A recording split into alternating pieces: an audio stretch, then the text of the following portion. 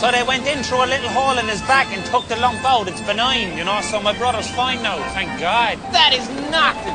My brother got kicked out of the cinema for chewing flavoured condoms. That is nothing. My brother dreamt of a united Ireland and woke up with 32 shamrocks in his hand. That is nothing. My brother can bend dogs. That is nothing. My brother sucked the filling out of Jack Nicholson's head. That is nothing. My brother opened a manhole using long division. That is nothing. My brother got a haircut in Portugal so good they elected him mayor. That is nothing. My brother sold a set of kitchen knives to Sting. That is nothing. My brother done a line of cement with Dickie Rock. That is nothing. My brother sent a text message to Bill Clinton. That is nothing. My brother got kicked out of Jurassic Park for raping a brachiosaurus. Look, buddy, my brother's just better than your brother, and that's the end of the discussion. My brother's the best one of the brothers. My brother is the best. Take off them glasses. Why? Cheeky Dicky Nicky had the run of Dublin City till they took him up to Mayo and they shot him in the back. Hey! That was stupid. Jace, What's him? look at these boys trying to have a fight outside in the garden. They're fighting, ruining our song. Fighting like pansies, trying to ruin our sing-song. Clean! Clean! Do you want to do another song? Do another song. Oh, Danny Glover's mother filled a condom full of rubber. I can't concentrate with the boys. My brother's the best man. No, my brother has a golden cardigan. Fighting like you said, Wendy's just. Fighting like daffodils.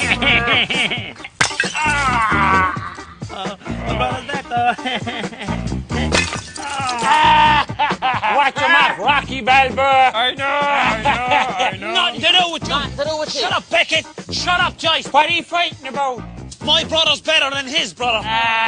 Looking for an objective solution to a subjective problem. We know a thing or two. We'll teach you all about it. Here we go again. Sick of them. Fucking mom trying to tell us what to do, man. Trying to show us the world. I don't need their help. No. You don't need their help. No, we're grown men trying to make us out like we're small boys. We don't need your help. We're fucking adults. We can learn about reality by ourselves. We fuck off, so. Yeah, we don't need to get in. Yeah, fuck them. Come on. Come on, we go in. We don't need them anyway, Becky. Come on, those boys, Chase. Do you know what this means? What? It means more time for schools.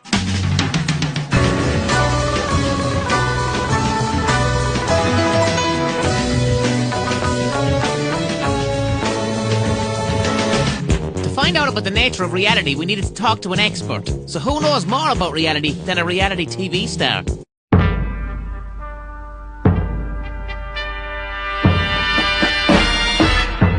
Okay, we are here with the wonderful, marvellous Stevie Johnson, star of Made in Chelsea. How are you, Stevie? I'm very well. This is Stevie Johnson. He's an expert on reality because he appears in a reality TV show called Made in Chelsea. Stevie, is reality a construct of our minds, or is reality what actually happens around us?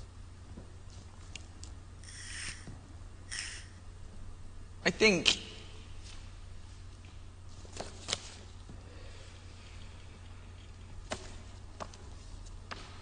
List off the forms of reality that you see in the world today. Can you elaborate more on the question? Stevie was clearly rattled. Maybe my interviewing was too intense. He was posh, so I calmed him down by asking him about a griffin. Poshest animal in the world. A cross between a lion and an eagle. What is reality to a griffin? Reality to a griffin. I can't believe I'm answering this question. Completely different. It's completely different, mate. So good. They live upside down, mate. We began to realise that Stevie wasn't an expert in reality at all. The interview was a complete waste. Unless, using shock techniques developed by the CIA and KGB, we began to destabilise Stevie's view of reality. We started that by singing him a song. First, we got him comfortable by talking about fizzy wine. Well, there was a Prosecco shortage in the UK last summer, so... I think that was a lie to drive up the markets. They wanted to drive the Prosecco market up because they say there's a shortage. Yeah. Do I hear walking? Walking man, listen to me walk as best I can. He's the walking man. Walking man, We're the walking men, marching to our deaths. We're marching to our deaths. We're going off to Killarney with some tripe in our belts. I'm a walking man. Let's go walking to our deaths. There's a rumble in the hills, there's a rumble in the Somme, as the bombs fly overhead and a boy went on along. He's a walking man. We're the walking men, marching to our deaths in south of France, in the trenches. We had begun to destabilize Stevie's reality. We'd get back to him later, but I needed to find out the nature of reality. So I ran to the internet as fast as I could and googled Yahoo Answers.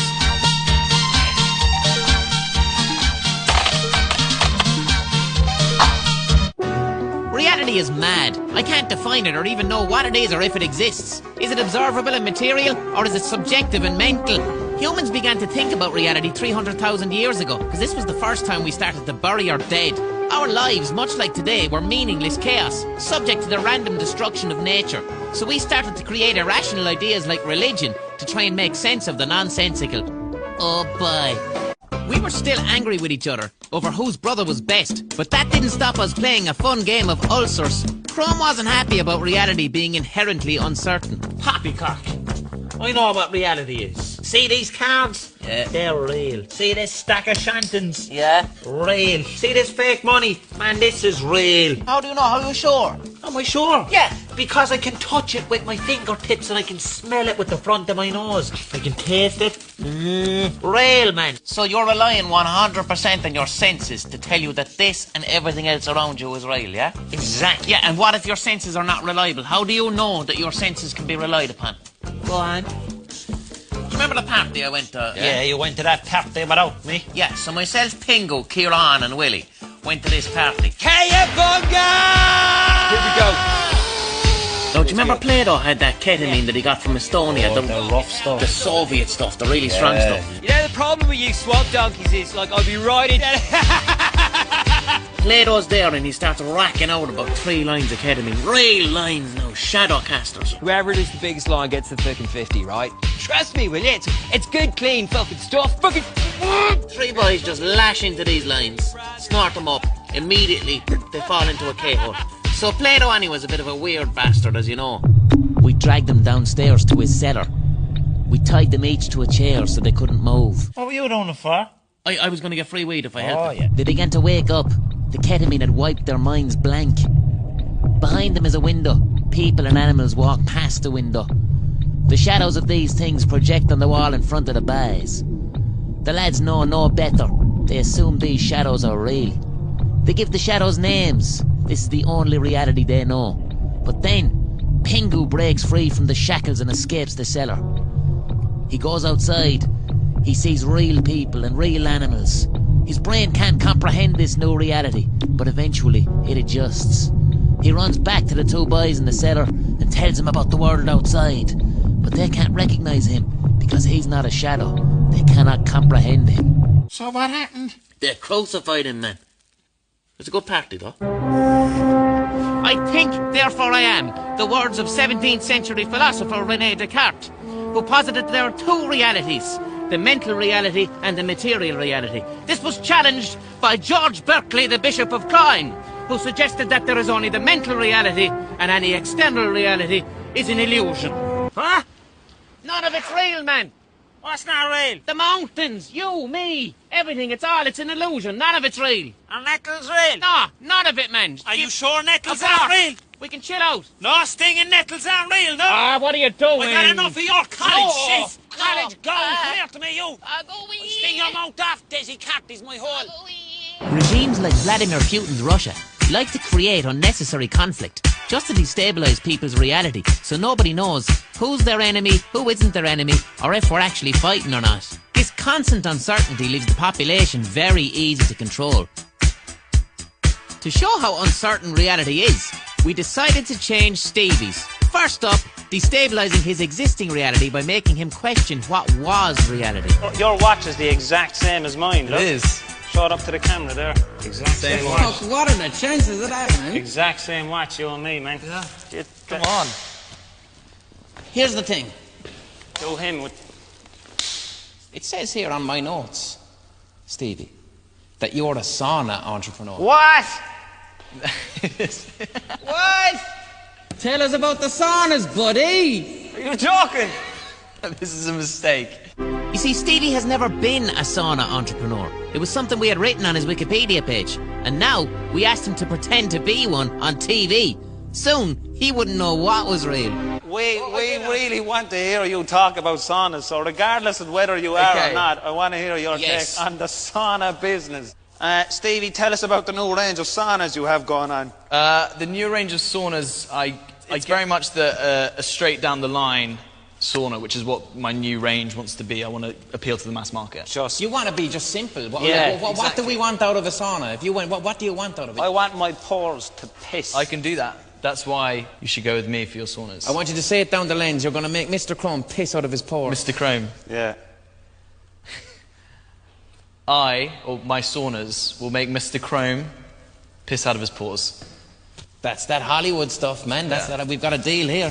The destabilization of Stevie's reality had begun. He was beginning to question what was real. It looked like Yoko Ono blow the place apart with her mind. Fuck her, man. No, what else? No, who else fuck him? Who? The boys. Fuck them. Fuck them. We can have our own fun. You know what I have? What? Have a good. Where'd you get that gun? I found it in a condom full of grease. Fuck, pick off. Buried under some Jesuit silver. Is that a gun from the Civil War? If it is. Oh, here, my love. Why don't we go out and do our William Tell impression? What did you... I didn't catch that. What did you say there, Beck? I'm going to shoot an apple off your head. Shoot the head off me. So, man, I still can't tell. Is reality subjective? Is it objective? Or is it so beyond the mechanics of our consciousness that we'll never properly perceive it, like? And I've been thinking about what Stevie Johnson said. And I think my brother is better than your brother. We have to set up an offshore company to avoid tax. But join us after the break when we see what happens when you put a hawk, a chinchilla and a lemur in the same room.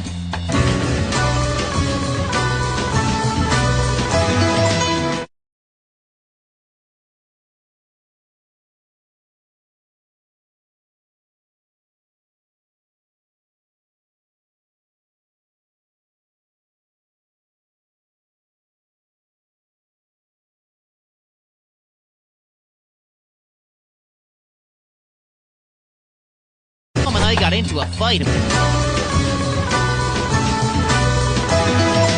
Before the break, Chrome and I got into a fight about whose brother was the best. We tried to find out about reality from a reality TV star, and Beckett and Joyce got pissed. Is perception of reality subjective, depending on your brain? Is how I see colour the same as how you see colour? What about animals? Us humans are arrogant bastards. We define reality based on our perception. A recent study suggested that differences in body mass and metabolic rate in animals can influence how they perceive time. So is time even real? And what about bats?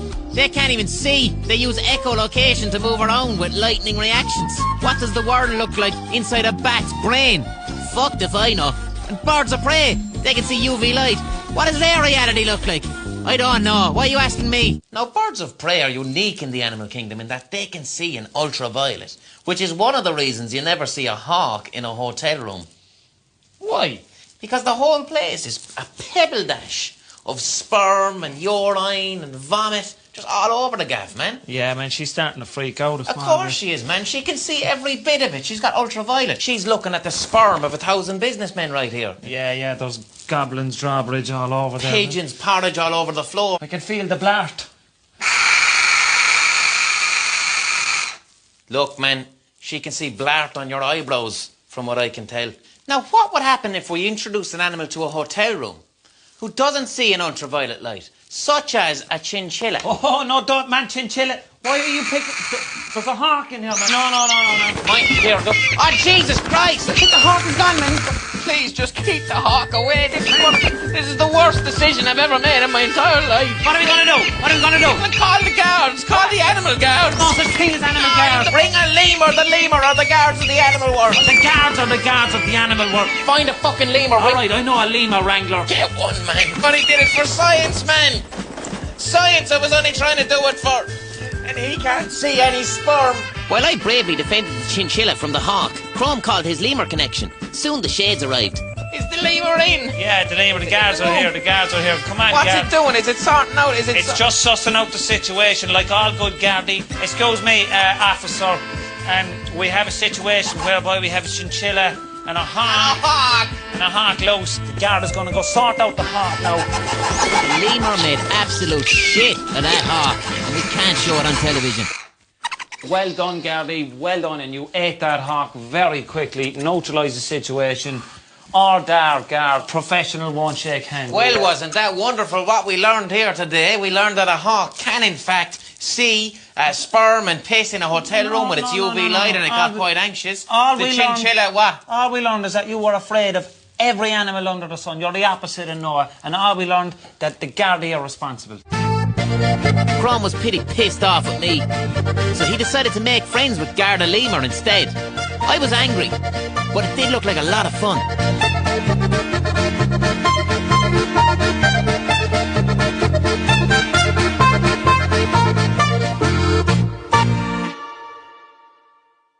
Meanwhile, I visited my philosophical advisor, Hen Knight. He lives in a hyper-real house. He's a cold dude. Can you tell me a bit about how you choose to live your life in the context of reality? I've decided to live in a full-scale simulacrum myself. So I've got fake trees, I have a fake wife, a fake house, and I've decided to go with it. It's like Aikido. I'm using the energy of reality against it. Hen Knight's idea wasn't as mental as it sounds. Since the mid-20th century, we stopped living in an objective reality and began to live in a hyper-reality, which is a fabricated copy of reality communicated through advertising, the news and the internet. Our desires are defined not by our objective needs, but rather by the false needs that are imposed on us through branding. Advertising and fear work together symbiotically to drive consumption. Sounds like grey crack, until you wonder why you feel empty and unfulfilled all the time. Through the use of CIA and KGB shock tactics and sauna anecdotes, we'd already started making Stevie confused about what was real. It was time to finish the job with a song. Stevie, our friend's electric. Our friend's electric.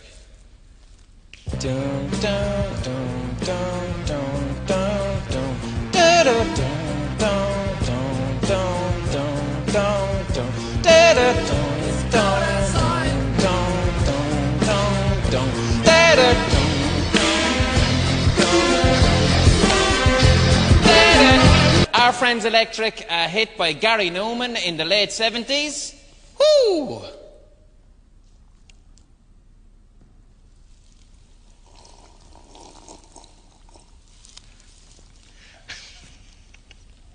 What are you doing now, Stevie? I work actually for a startup company in the tech social media space. What the fuck? Oh, you said it, man! You said the magic word! He said the magic word! The magic word! Yes, Stevie! Oh, you won a box of terrapins, man! There you go. Yes, now, Stevie, 4! what? Pick up a terrapin. Pick up a terrapin. Pick up a terrapin. Pick up a terrapin. What started as a fun chat show interview for Stevie ended with him holding terrapins and pretending to be a sauna entrepreneur. He didn't know what was real. In a desperate attempt to find something, anything to believe in, he asked us to explain the history of Northern Ireland, which we did completely impartially. Then, from nowhere, he declared his allegiance to the IRA. We created a monster. He escaped with a gun and was last seen at the Armagh border with a look of freedom in his eyes. Fair play, Stevie, fair play.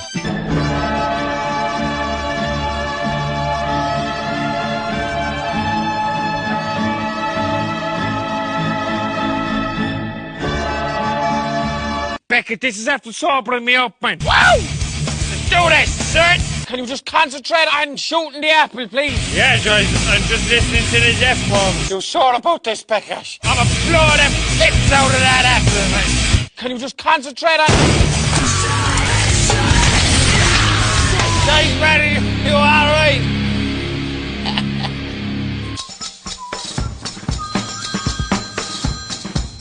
Boys, Beckett done bad boo-boo, and now my gobs are over the goal. What? Boo-boo gaga boo. I called Mr. Crumb. He asked the Garda lemur to cover up for Beckett. Remember, snitches get stitches, Joyce. And I got Hen Knight, who's a registered nurse, to phone the lemur and explain how to fix Joyce's head. Hen Knight wouldn't be my friend anymore because I made him talk to the shades. And the lemur wouldn't be Crumb's friend because he made her cover up for Beckett. But we saved the boys once again. I know a lot of people who says that the Gardaí are rats. But not me, man. I trust the guards. I love them. I think guards are excellent. My cousin's a guard. Do you know him? He's a rat. Our reality is tailored for us through the media and the internet. The threat of terrorism that originated from completely different countries and the existence of fictitious weapons of mass destruction was used for the justification of invading Iraq for no reason. An invasion that was itself played out on TV in edited form. Our experience of world events is a highly edited reality TV show that our brains experience as real life. We then allow ourselves to be governed based on these spectacular puppet shows. We're here with Cormac TD for Louth and Public Representative. He's just after having a load of fizzy pop in his belly. He's got a fizzy belly and it's going to burst. This is Stephanie. Ah, yeah. Where you from, Steph? Where you from? I'm in Dublin. Yeah!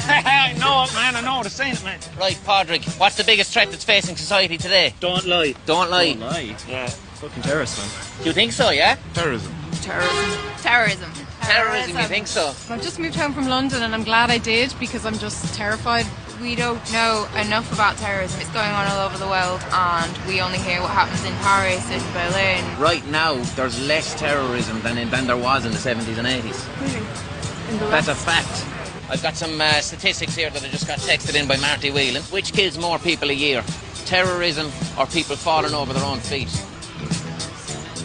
Terrorism. More people die from falling over their own feet than they are killed by terrorism in Western Europe. That's a fact. Do you know who told us that? Usher. And how'd you do that? Falling down. Falling down. Now, a bigger threat than terrorism, people falling downstairs kills more people than terrorism every year. Why are we running around frantically terrified of terrorism? The media. The media, yeah? The media. Media. Do you think the media want us scared all the time? Yes. Why? Clickbait. How would you feel about Fall Out Boy never releasing a tape? I mean, CDs, MP3s, grand, but never a tape. Wouldn't mind their later. Trout, don't lie to me. You want a band? Ring it up! The world is afraid of terrorism. Talk to me like I'm Enda Kenny. Enda, it's time to go. Legalise it! Yeah! All right, 1, 2, 3. I want you to say fuck terrorism. 1, 2, 3. Fuck terrorism! You any good at wrestling, on? At wrestling? I Yeah. don't know. You want to wrestle? Wouldn't say no. Well, I'm as you stated, a TD for Louth, having never been in Louth, but I would actually say myself that a lot of it actually does have to do with the fact that a lot of people now are more afraid of people from Dublin than they are people from ISIS, you know what I mean? But that's it, because the people in Dublin are going to Louth, they're bringing buses full of Alsatians, and they're letting them there on the street to do what they want. Yeah, you know? yeah, and fizzy pops as well. Fizzy pops gets people all hyper and everything. You gotta have them fizzy pops, man. Yeah. They're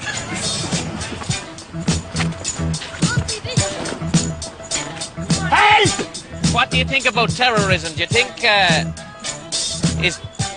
think it's a state of mind, really. So it all worked out in the end. We realised you can truly never know reality, and what really matters was your friends. Assholes. We were just cadding around, couple of cans and one small pistol, wasn't it? Only cadding, we were just cadding. And boys, thank you so much for not letting him die and for not grassing me up to the fuzz. We're brothers, you and me. We're brothers. You don't have to ever say anything like that to me again. Off your mouth or your heart. It's all the one, man. Peace and love, Beckett. Let me just tickle your chin there. This experience has changed our perspective. We thought that ye needed us, but it turns out that we needed ye. And you know what? What? We're going to have chips for supper every day. Chips for supper, chips, cheers for supper. Jimmy Jazz. So how are you anyway?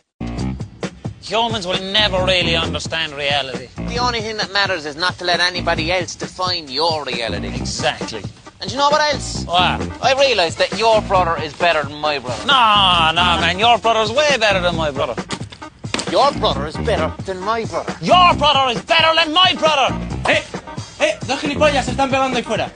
Take off your glasses. Why? Grand old Stevie Johnson fought the Brits with stones and sticks till they shot him down in Derry and they called him an old Mick. He left them in the trenches and he smashed them up to bits with a pistol on his hips and the 6 counties on his lips. They talk of Stevie Johnson and how he fought the Brits with a pistol in his breeches and the freedom on his lips. They speak of Stevie Johnson, oh, they speak of him so well.